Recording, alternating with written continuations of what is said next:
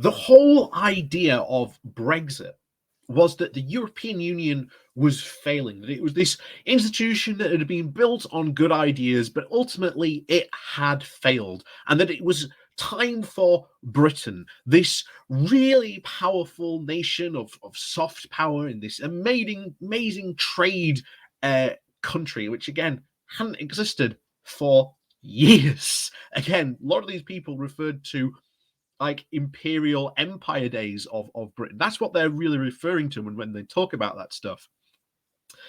And that was the idea that Britain should sever its ties with Europe and go sailing off into the Atlantic. And I do not kid when I say that a lot of Brexiteers, when they talked about this, literally when they were talking about this, were almost physically imagining like an anchor on Brexit Day being wound up, and then essentially the UK would just sail off into like the Atlantic or into the Pacific somewhere, and then everything would be all, sunlit uplands and nice roses, and everything would be all happy and perfect again. We'd be free again. Wouldn't that be wonderful?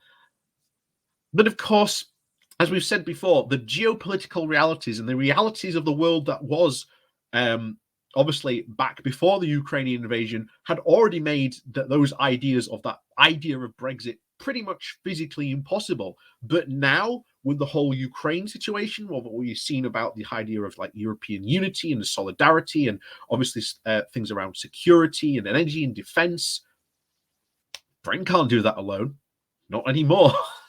And it is completely well and truly invalidated the whole idea of what Brexit and the whole idea of what global Britain was meant to be, that Brexit was meant to usher in.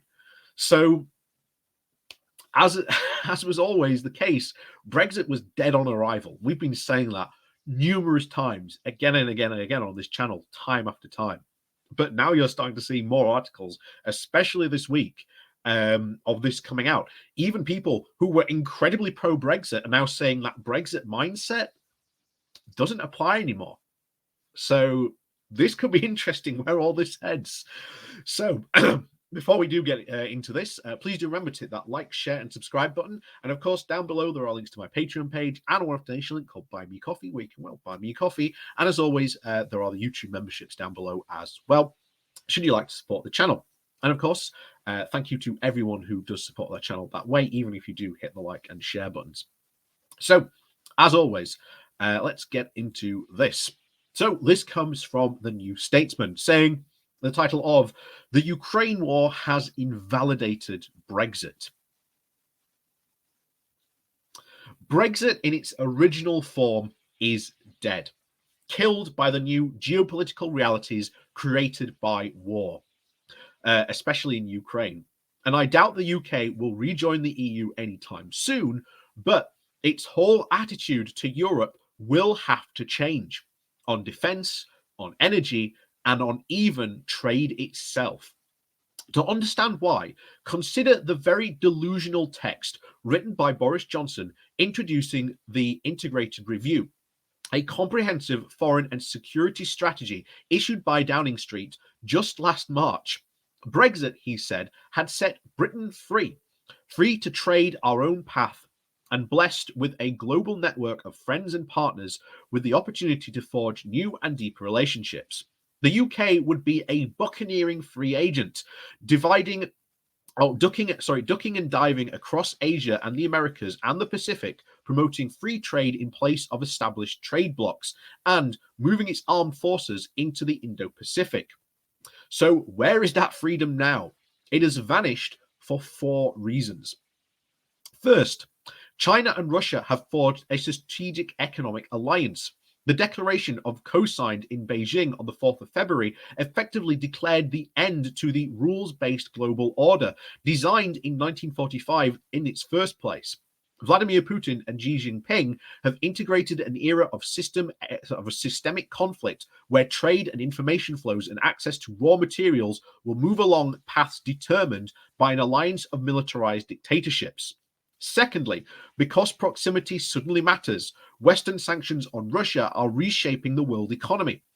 Though Russia represents only about 3% of global GDP, the impact of removing everything from civilian aviation to credit cards and McDonald's will be felt worldwide. You only need to watch how urgently America is scrambling to appease the oil producing Venezuela to understand the importance of the geographic nearness.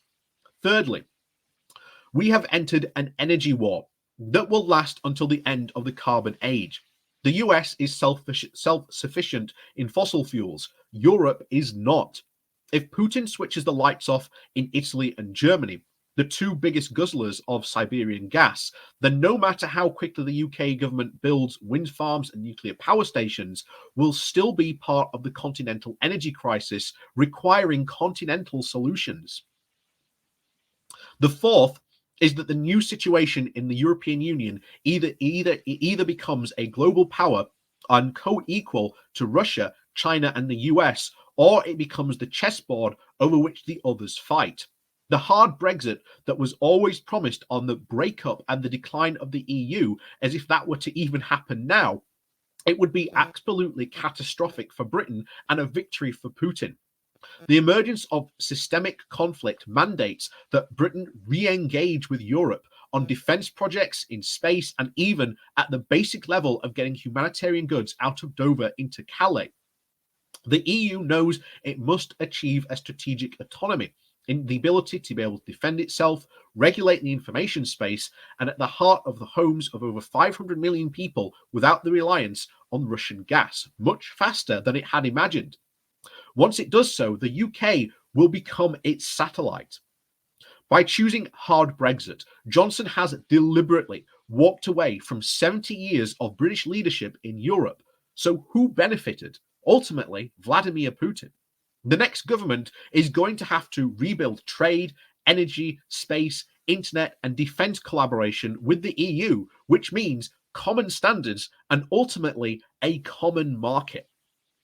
The xenophobic Little Englanders and Putin stooges who inflicted this predicament on us should never be forgiven.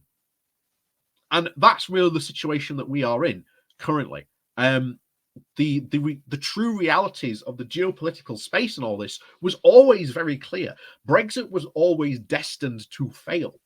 But the fact that we've had things like the coronavirus pandemic and now even this have essentially sped it up. I always said that the pandemic recession essentially put the gas pedal on just how fast Brexit would race towards its eventual and ultimately decline in its failure.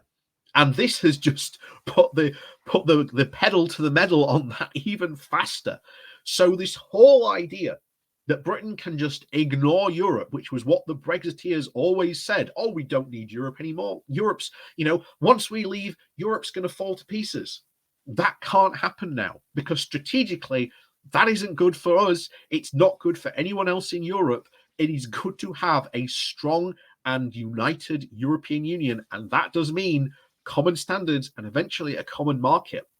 And as I've said multiple times before on this channel, it is only a matter of time before we do start the process of rejoining, whether it just be rejoining the customs union or even the single market, which again, by the way, solves the Northern Ireland issue literally overnight. And anyone, regardless, even if you do not want the UK to rejoin like the EU, you should want us back in the single market and customs union because that solves that potential conflict area like that at the stroke of a pen. So you should be wanting the UK to rejoin the single market and customs union, regardless of your feelings about Brexit.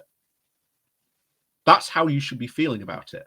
And ultimately, that is the path that we are going to be on because the geopolitical realities have now pretty much sent us down on that path even harder and faster than we were on it before. So, as always, thank you very much for watching. Please do remember to hit that like, share, and subscribe button. And of course, down below, there are links to my Patreon page and a one-off donation link called Buy Me Coffee, where you can, buy me coffee. And as always, we'll see you all next time.